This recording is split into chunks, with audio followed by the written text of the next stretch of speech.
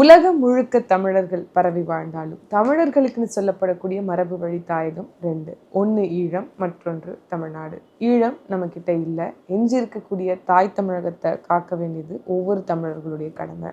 அவர்களுடைய உரிமையை பேணி காக்க வேண்டும் அப்படின்னா நமக்கு இருக்கக்கூடிய ஒரே இறுதி வாய்ப்பு அரசியல் அதிகாரம் ஒன்றே. நம்மளுடைய புரட்சியாளர் அம்பேத்கர் அவர்கள் சொன்னது போல அனைத்து துன்பப்போட்டுகளுக்கும் ஆட்சி அதிகாரம் ஒன்றே தீர்வுன்னு சொன்னாங்க. ஆனால் இன்றைய தலைமுறை பிள்ளைகள் அரசியல் அதிகாரம் என்றாலே அது சாக்கடை, அரசியல் என்றாலே சாக்கடை என்று விலகி நிற்பதை நம்மளால் பார்க்க முடியுது.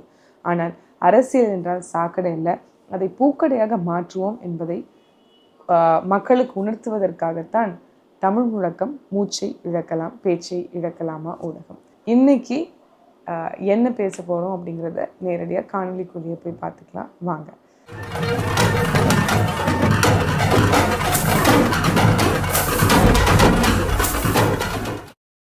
இன்னைக்கு ஒரு பொன்மொழியோட ஆரம்பிக்கணும்னு நினைக்கிறேன். லியோ டால்ஸ்டாய் உங்க எல்லாருக்கும் தெரியும். அவர் சொன்னதுதான், ஒவ்வொரு மனிதரிடமும் ஒரு நல்ல குணம் இருக்கிறது, ஒரு திறமை இருக்கிறது. அந்த திறமையை பயன்படுத்தாமல் இருப்பது என்பது வங்கியில உங்களுடைய பணத்தை எல்லாத்தையும் போட்டுட்டு பட்டினி கிடப்பதற்கு சமம் அப்படிங்கிறாரு. ஆக என்ன சொல்ல வராங்க அப்படின்னா, ஒவ்வொருத்தர்கிட்ட இருக்கக்கூடிய ஆற்றலை திறமையை வெளிக்கொணரணும். உங்களுக்கு என்ன ஆற்றல் வேணாலும் இருக்கலாம், எழுதுறதா இருக்கலாம், கவிதை எழுதுறதா இருக்கலாம், வரைகிறதா இருக்கலாம், பாடுறதா இருக்கலாம், நடனம் ஆடுறதா இருக்கலாம், பேசுறதா இருக்கலாம். அப்படி எந்த உங்களுக்கு திறமை உங்களுக்கான சிறந்த ஆற்றல் நினைக்கிறீங்களோ அதை நம்ம பயன்படுத்துவதும் அதை மெருகேற்றிக் கொள்வதும் ரொம்ப அவசியமாக இருக்குது அப்படிங்கிறது தான் இந்த பழமொழி உணர்த்துது. இன்னைக்கு ஒரு மிகவும் முக்கியமான ஒரு விஷயத்த பேச போகிறோம் இந்த காணொலியில். என்ன அப்படின்னா, காஷ்மீரில் 27 சிவிலியன்ஸ், 27 டூரிஸ்ட், இங்கேருந்து சுற்றுலாவுக்காக போயிருந்த சுற்றுலா பயணிகள் தீவிரவாத கும்பல்களால் தாக்குதலுக்கு உட்படுத்தப்பட்டு இறந்து போயிருக்கிறார்கள். அவர்களுக்கு முதல்ல நம்மளுடைய ஆழ்ந்த இரங்கல்களையும் நம்மளுடைய வருத்தத்தையும் தமிழ் முழக்க மூச்சை இழக்கலாம் பேச்சை இழக்கலாமா ஊடகம் வாயிலாக பதிவு செய்து கொள்ளலாம். என்னங்க அப்படின்னு சொல்லி கேட்கலாம். நீங்கள் அண்மை காலமாக எல்லாரும் பல ஊடகங்களை பார்த்துருப்பீங்க. இருந்தாலும் நான் ஆய்வு பண்ணதை உங்களுக்கு பகிர்ந்துக்கணும்னு நினைக்கிறேன். 27 பயணிகள், அதாவது டூரிஸ்ட். என்ன ஆகுதுன்னு பார்த்தீங்க அப்படின்னா, ஸ்ரீநகர் அப்படிங்கிறது எல்லாருக்கும் ஒரு கனவு இடமா இருக்கும்.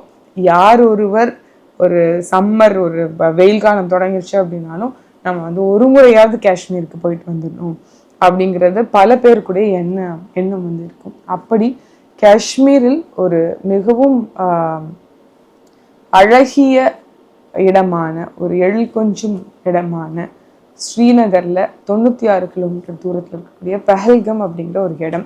அதை மினி சுவிட்சர்லாண்டுன்னு சொல்றாங்க. எப்படி தமிழ்நாட்டில் இருக்கக்கூடிய மக்கள் ஊட்டியில வெலிங்டனை மினி சுவிட்சர்லாண்டுன்னு சொல்லுவாங்களோ, அப்படி ஸ்ரீநகர்ல, காஷ்மீர்ல ஸ்ரீநகர் பக்கத்தில் இருக்கக்கூடிய பஹல்கமை ஒரு மினி சுவிட்சர்லாந்து சொல்லுவாங்க. ரொம்ப ரொம்ப அழகிய ரம்மியமான ஒரு காட்சி இருக்கக்கூடிய ஒரு சுற்றுலாத்தலம். ஆனால் அங்கதான் 27 நபர்களை தீவிரவாதிகள், லஷ்கர்-இ தொய்பா அப்படிங்கிற ஒரு தீவிரவாத இயக்கம், உங்க எல்லாருக்கும் தெரியும். 25 ஆண்டுகள் முன்பு 35 சீக்கியர்களை கொன்று குவித்த அந்த தீவிரவாத இயக்கம் கொண்டது நம்ம எல்லாருக்கும். அதே போன்று திருப்பியும் இன்னைக்கு காஷ்மீருக்குள்ளார இன்னைக்கு இவர்கள் 25-26 நபர்களை சுட்டு கொண்டிருக்கிறாங்க. தீவிரவாதிகள் அப்படின்னு நான் ஃப்ரேஸ் பண்றதை விட ஏன் இதை சொல்றோம் அப்படின்னா, அவர்கள் எவ்ரிதிங் ஃபார் குட் அப்படிங்கிறது தான் பேர், அவங்களுடைய இயக்கத்துக்கான பேர் வச்சிருக்கிறாங்க. ஆனால் அவர்களுடைய பிரச்சனை என்ன அப்படின்னு சொல்லி இங்க பார்த்தோம் அப்படின்னா, காஷ்மீரை பாகிஸ்தானோடு இணைக்க வேண்டும் அப்படிங்கிறது தான் அவர்களுடைய நோக்கமாக இருக்குது. காஷ்மீரை பாகிஸ்தானோட இணைக்க வேண்டும் அப்படின்னா எதற்கு அப்படின்னா, காஷ்மீர் ஒரு தனித்து இயங்கக்கூடிய மாநிலமாக நாங்கள் இருக்க வேண்டும் அப்படின்னு ஒரு சாராரும், இன்னொரு தரப்பு மக்கள் நாங்கள் பாகிஸ்தானோடு இணைந்து இருக்கிறதுக்கு விரும்பும் சொல்லியும் அதனுடைய வரலாறு நமக்கு சொல்லுது. ஆனால் பாகிஸ்தானோடு இணையணும்னு நினைக்கிறவங்க எல்லாரும் பாகிஸ்தான் கிட்ட போயாச்சு. காஷ்மீர் தனித்து ஒரு மாநிலமாக இருக்கணும்னு நினைச்சவங்க, தனித்த ஒரு ஸ்டேட் அங்கீகாரம் பெறணும்னு நினைச்சவங்க காஷ்மீர்ல தான் இருந்தாங்க. இன்னும் சொல்லப்போனால் ஒரு சில பேர் இந்தியாவோட சேர்ந்து இருக்கிறதை நாங்கள் விரும்புகிறோம் என்று சொன்னாங்க. ஆனால் இன்னைக்கு என்ன ஆச்சு அப்படின்னா, இவர்கள் ஒத்துக்கொண்ட காஷ்மீர்ல இருக்கக்கூடிய ஒத்துக்கொண்டவர்கள் ஒரு ஒப்பந்தத்தோட தான் ஒத்துக்கொள்றாங்க. என்ன அப்படின்னா, எங்களுக்கான சிறப்பு அங்கீகாரம் என்பது தேவை. எங்களுடைய மாநிலம் போல நாங்கள் நினைச்சிருக்கக்கூடிய எங்களுடைய காஷ்மீரிய மக்களுடைய இந்த இடம் வந்து காஷ்மீரியர்களால தான் ஆளப்பட வேண்டும். இவர்கள் மட்டும்தான் இங்க வந்து அவர்களுக்கான முக்கியத்துவம் தான் அதிகம் வேண்டும் அப்படின்னு சொல்லி அவர்களுக்கான உரிமை மேலோங்கி முன்வைக்கப்பட்டது.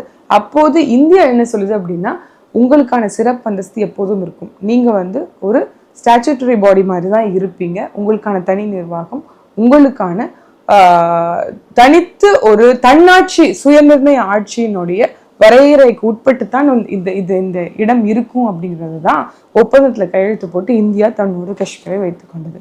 ஆனால் அண்மையில 2019 ஆர்டிகல் 370 என்று சொல்லக்கூடிய காஷ்மீரினுடைய சிறப்பு அந்தஸ்தை வந்து ரத்து செய்தது இந்திய ஒன்றிய பாஜக அரசு. இதுல இருந்து என்ன தெரியுது அப்படின்னா, காஷ்மீருக்குன்னு இருந்த அந்த சிறப்பு அந்தஸ்து, அவங்களுக்குன்னு இருந்த அந்த அட்டானமஸ் பவர்ஸ், அவங்களுக்குன்னு இருந்த அந்த உரிமை எல்லாத்தையுமே வந்து பறிக்கப்பட்டு கொண்டுட்டாங்க. அவர்கள் முக்கியமாக சொல்லப்பட்ட காரணம் என்ன அப்படின்னா, அங்க வந்து எப்போதும் கலவரம், எப்போதுமே வந்து ஒரு அமைதியற்ற சூழல் இருந்துட்டே இருக்கு.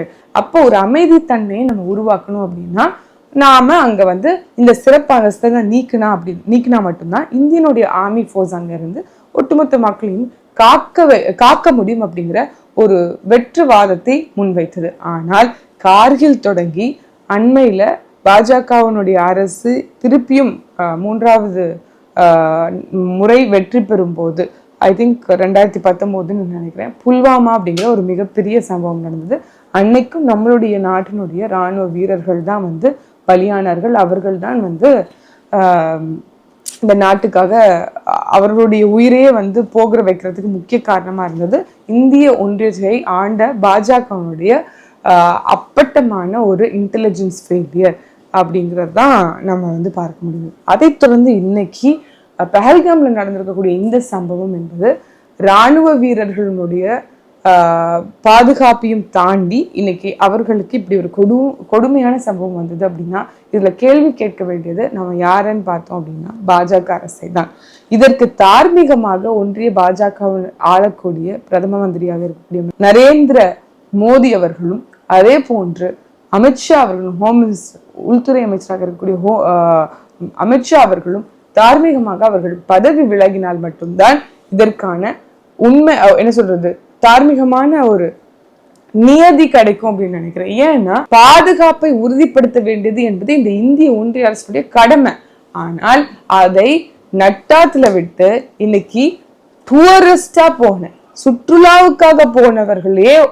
சுற்றுலாவுக்காக போனவர்களுடைய உயிரே வந்து பறிக்கப்பட்டிருக்கு அப்படின்னா, எதன் அடிப்படையில் ஆர்டிகல் 370 நிராகரிச்சீங்களோ இன்னைக்கு அதுவும் சும்மா வெற்று ஒரு உங்களுடைய ஆட்சி அதிகாரத்தை தக்க வைத்துக் கொள்வதற்கான ஒரு பொலிட்டிக்கல் ஸ்டண்ட் அப்படிங்கறத நம்ம எல்லாருக்கும் புரிதே தவிர்த்து, உண்மையாக நாட்டினுடைய பாதுகாப்பு என்பது இன்று வரைக்கும் கேள்விக்குறியாக இருக்குது என்பதுல வேற எந்த ஐயமும் மாற்று கருத்தும் உங்களுக்கும் இருக்காது அப்படின்னு சொல்லி நினைக்கிறேன். அதே போன்று இந்த செய்தி பரவலாக இன்னைக்கு சமூக வலைத்தளங்கள் பேசுறாங்களே தவிர்த்து முதன்மை ஊடகங்களாக இருக்கக்கூடிய பெரும்பாலான ஊடகங்கள் வந்து அங்க போடல. குறிப்பா ANI, த ஹிந்து போன்றவர்கள்லாம் போட்டாங்க. ஆனால் பலரும் போடாம இருந்தாங்க. இப்பதான் அது வந்து பெரிய சர்ச்சையாக வெடித்து கொண்டு இருக்கிறது. அதே மாதிரி இந்தியா வந்து ஒரு டெரர் ஃப்ரீ ஸ்டேட்டாக மாறணும் அப்படின்னா இந்த ஆர்டிகல் 370 எடுக்கணும்னு சொன்ன நரேந்திர மோடி அவர்கள் எடுத்ததுக்கு பிறகும் இன்னைக்கு அதே டெரர் ஜோனாக இன்னும் என்ன சொல்றது டெரிஃபிக் ஜோனாக மாறி இருக்கு அப்படின்னு தான் சொல்லணும் காஷ்மீர். அப்ப இதை எப்படி வந்து இவர்கள் வந்து மாற்ற போறார்கள் என்று தெரியல. இது முழுக்க ஒன்றிய பாஜக அரசுடைய கையாளாத தனத்தை தான் நமக்கு வந்து பறைசாற்றுகிறது. குறிப்பாக சொல்லணும் அப்படின்னா, இந்த ஒன்றியத்தை ஆளக்கூடிய பாஜகவுடைய தலைவர் பெருமக்கள் பொய் வாக்குறுதிகளை கொடுத்து பாதுகாப்புன்னு நம்மளுக்கு சொல்லுவாங்க. ஆனால் ஒட்டுமொத்தமாக நாட்டிற்கு சுழிய விழுக்காடு பாதுகாப்பு கூட இல்லை அப்படிங்கிறதுக்கு எண்ணற்ற உதாரணங்கள் இருக்கு. சைனா வந்து எப்படி லடாக் பகுதிகளை வந்து ஆக்கிரமித்து இருக்கிறார்கள் அப்படிங்கிறது எல்லாருக்குமே தெரியும். அந்த மாதிரி இவர்கள் ஒட்டுமொத்த நாட்டு மக்களையும் அவர்களுடைய தன் லாபத்திற்காக தன் தேவைக்காக அடமானம் வைப்பதற்கு ஒருபோதும் தயங்க மாட்டார்கள் அப்படிங்கிறது தான் இந்த மாதிரியான சம்பவங்கள் நமக்கு உணர்த்துது. அதே மாதிரி தமிழ்நாட்டில் இருக்கக்கூடியவர்கள் ஐயோ ரொம்ப நல்லவங்க அப்படின்னு சொல்லி பார்த்தா ஒரே நாள்ல தமிழ்நாட்டை சார்ந்த 4 முக்கிய அமைச்சர்களுக்கு ஒரு சவுக்கடி தீர்ப்புகளை வந்து நம்மளுடைய நீதியரசர் கொடுத்திருக்கிறாங்க. நம்மளுடைய மாநிலத்தை சேர்ந்த நீதியரசர்கள் கொடுத்திருக்கிறாங்க. ஆனா அந்த செய்திகள் அத்துணையுமே வந்து பிளைண்ட் பண்ற மாதிரி, அதை அப்படியே வந்து மறைக்கிற மாதிரி இன்னைக்கு வந்து காஷ்மீர் செய்தியை பிரதானப்படுத்தி திமுகவை சார்ந்தவர்கள் பேசிட்டு இருக்காங்க. இவர்கள் வந்து சரியானவர்களாக இருந்தாங்க அப்படின்னா இவங்க கிட்ட இருக்கக்கூடிய மேக்சிமம் பவரை வச்சு இவர்கள் ஒவ்வொரு நாட்டில் இருக்கக்கூடிய ஒட்டுமொத்த மாநிலங்கள்லையும் ஒட்டுமொத்த இந்தியா ஒன்றியத்திலும் நடக்கக்கூடிய பிரச்சனைகளை இவர்களால அவங்களுடைய பவர்ஸ்க்கு உட்பட்டு கட்டுப்படுத்துறதுக்கான நிறைய வாய்ப்புகள் இங்க இருந்தும் அதை சரியாக பயன்படுத்தாமல் நழுவ விட்டு கொண்டே இருக்கிறது. இன்னும் சொல்ல போனால் இவர்களுடைய தவறுகளை மறைப்பதற்கே இவர்களுக்கு நாட்கள் கடந்து கொண்டிருக்கிறது அப்படின்னு தான் சொல்லணும். குறிப்பாக ஐயா பொன்முடி அவர்கள் இழிவாக பேசினது வந்து ரொம்ப ரொம்ப தவறு அப்படிங்கிறத சென்னை உயர்நீதிமன்றம் வந்து சொல்லியிருக்கு. அதே மாதிரி டாஸ்மாக் சோதனையை வந்து எதிர்த்து தொடரப்பட்ட வழக்குல திமுக தொடரப்பட்ட வழக்க ரத்து பண்ணி தள்ளுபடி செய்து எஸ் சுப்பிரமணியம் ராஜசேகர் மாண்புமிகு நீதி அரசர்கள் வந்து இதுக்கு மேற்கொண்டு விசாரணை நடத்தணும் அப்படிங்கிறத நீதி அரசர்கள் சொல்லியிருக்கிறாங்க. அதே மாதிரி மரியாதைக்குரிய துரைமுருகன் அவர்களுடைய 1996 நடந்த சொத்து குவிப்பு வழக்குல அமைச்சர் துரைமுருகனை அவர்களை வந்து விடுவித்தது வந்து தவறு அப்படிங்கிறத வந்து நீதிமன்றம் வந்து உத்தரவு சொல்லியிருக்கு. வேலூர் சிறப்பு நீதிமன்றம் வந்து உத்தரவு தெரிவிச்சிருக்கு.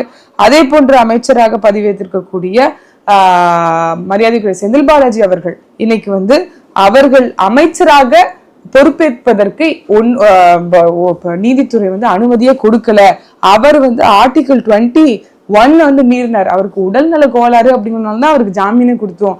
அதை பயன்படுத்தி நீங்க எப்படி வந்து அமைச்சரா திருப்பி பொறுப்பேற்பீங்க அப்படின்னு சொல்லிட்டு என்ன சொல்றது, ரொம்ப ரொம்ப கேவலமாக நம்மளுடைய நீதிமன்றங்கள் வந்து நீதி அரசர்கள் வந்து திமுகவை பார்த்து கேள்வி கேட்டிருக்காங்க. அது அத்தனையுமே வந்து அமைதியாக்கி இவங்க முதன்மை பிரச்சனையாக இன்னைக்கு வந்து காஷ்மீர் பிரச்சனையை எடுத்து பேசுறாங்க அப்படின்னா அவங்களுடைய பிரச்சனையை தவறுகளை மறைப்பதற்காக ஒரு நாடகம் ஆடுறாங்க. உள்ளபடி அவர்களுக்கு நோக்கம் இல்லை. ஏன்னா ஆர்டிகிள் 370 நிராகரிக்கும் போது இவர்கள் எடுத்த நிலைப்பாடு என்ன, இவர்கள் பேசியது என்ன அப்படின்னு சொல்லிட்டு கடந்த காலத்து வரலாறு எடுத்து பார்த்தோம் அப்படின்னா அன்னைக்கு மக்களவையில இருக்கக்கூடிய எல்லாரையும் திரட்டி நம்ம வந்து போராட்டம் பண்ணலாம்னு ஐயா முதலமைச்சர் ஸ்டாலின் அவர்கள் சொல்லிட்டு அங்க போராட்டத்துக்கு போகாம அடுத்த நாள் இவர் என்ன தெரியுமா சொல்றாரு, நாங்க வந்து ஆர்டிகிள் 370 வந்து நிராகரிச்சதுக்கெல்லாம் வந்து கண்டனம் தெரிவிக்கிறதுக்கு வரல, அதை வந்து நிராகரித்த விதத்தை தான் எதிர்க்கிறோம் அப்படின்னு சொல்லிட்டு அப்படியே பல்ட்டி அடிச்சவர் தான் நம்மளுடைய மரியாதைக்குரிய முதலமைச்சர் ஸ்டாலின் அவர்கள். அதனால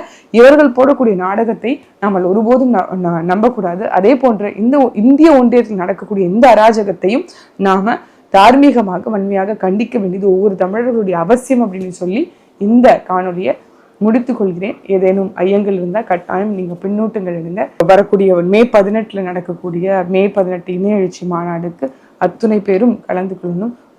தங்களால் இயன்ற நிதிகளையும் பங்களிக்கணும். அதற்கான QR கோடை நான் வந்து இதோட பதிவு செய்கிறேன். கட்டாயம் அதை பயன்படுத்தி எல்லோரும் உங்களுடைய பொருளாதார உதவிகளை செய்யுங்கள். அனைவரும் பேரெழுச்சியாக கலந்து கொள்ளணும். மீண்டும் ஒரு முறை தமிழ் முழக்கம் ஊடகத்துக்கும் நீங்கள் ஆதரவு தெரிவிக்கணும்னு கேட்டுட்டு இந்த காணொலியை முடித்துக் கொள்ளலாம். நன்றி, வணக்கம்.